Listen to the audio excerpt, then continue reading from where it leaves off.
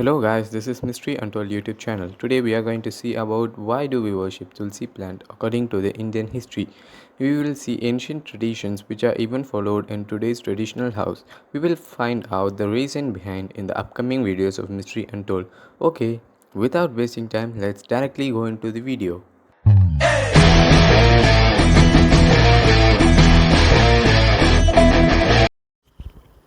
One day, Lord Indra went to visit Shiva on Mount Kailash, but instead of Shiva, he found an unfamiliar person there, deep in meditation. That must be one of Shiva's Ganas, he thought. He said aloud, I want to meet your master. Where is he? The man did not reply. Indra tried again and again, but there was no response. I am the king of gods, thought Indra, feeling insulted. How dare he ignore me? He picked up the Vajrayuda and threw it at the man. Finally, the man opened his eyes and, annoyed by the disturbance, shot a fiery arrow at Indra while transforming into Shiva. That's when Indra realized that Shiva had simply been meditating in an altered form.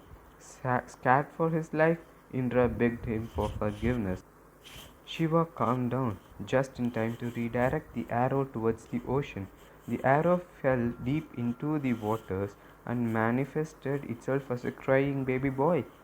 The king of the ocean heard the wailing and decided to adopt the newborn. He asked Brahma to suggest a name for the child. Call him Jalandhara, the boy born out of water, replied Brahma. He will not be destroyed by anyone other than Shiva, as it was his arrow responsible for this boy's creation. That's my boon to him. Jalandhara grew up into a fine young man, and the king of the ocean crowned him the ruler of the Asuras. Jalandhara was a fair and a just king, and he married a beautiful girl named Vrinda. One day, a few old asuras visited Jalandhara and told him about the churning of ocean and how Vishnu cheated them out of the nectar in the guise of Mohini. Enraged by the deception, Jalandhara swore to take revenge on the gods. Brinda was a devotee of Lord Vishnu. She advised her husband not to wage war on the gods, but he did not heed her words, so there was nothing else she could do, just pray fervently to Vishnu for Jalandhara's safe return. It was a fierce battle, and just when Indra was about to land a terrible blow on Jalandhara's head, Vishnu's Sudarshana Chakra came to protection him, and Indra had no choice but to run away. Jalandhara now knew that he had two advantages. Not only was he was almost unmatched in strength, but he was always protected by Vishnu because of Brinda's prayers. Soon Jalandhara became conquering kingdom and kingdom in all the realms. His victories made him so proud that one day he decided to fight the Lord Vishnu himself. Vishnu did not want to fight him because of Brinda, so he tried to handle Jalandhara in a tactful manner. It's not that I can't fight you. However, the fact is that you are born from the ocean, and thus you are like a brother to my wife, Lakshmi, who also emerged from the ocean. I do not wish to fight my wife's brother, said Vishnu. Jalandhara was speechless. He had never thought of Vishnu as his brother in law. He replied, May my sister and you be happy forever. Now that was settled, Jalandhara decided to go to war with Shiva. Jalandhara had forgotten who was responsible for his own birth or the blessing that he had received as an infant. But his wife Brinda knew that no one can win Shiva. She tried to stop her husband. Please don't do this. You will never win against Shiva. But Jalandhara, as usual, refused to listen and left for Mount Kailash. This time, Brinda knew that there was a chance her husband might not return. So she again prayed to Lord Vishnu with all her heart and soul. Jalandhara reached Shiva's abode and roared, Mount Kailash now belongs to me. If you surrender, I will allow you to leave and reside elsewhere. Shiva thought for a bit. He was reluctant to slay Jalandhara, who was technically his son and under Vishnu's protection.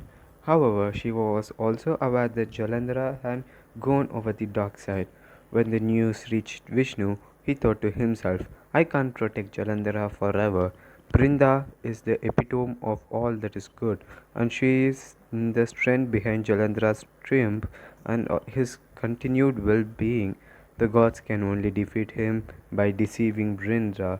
So Vishnu disguised himself as Jalandhara and went to his place to meet Brinda. My dear wife, he said, I have won the war. You need not pray to Vishnu anymore. Instead, prepare for an extravagant celebration. Brinda was ecstatic to see her husband and learn of his victory. She stopped praying and began to plan the festivities. Shiva realized what had taken place.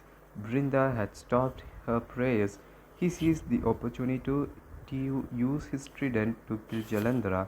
When Brinda found out about how Vishnu had misled her, she was furious.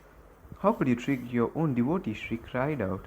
It is heartless, and your heart must be made of stone. Well, you turn into one then. Vishnu smiled at her and said, Vrinda, there is nothing wrong with deceiving someone for greater good, and I had no choice while you were good and sincere while your husband was not. He heard many sages, scholars, and his own subjects. However, I accept your curse with all my heart, my child. I will turn into a Shaligrama near river Gandaki.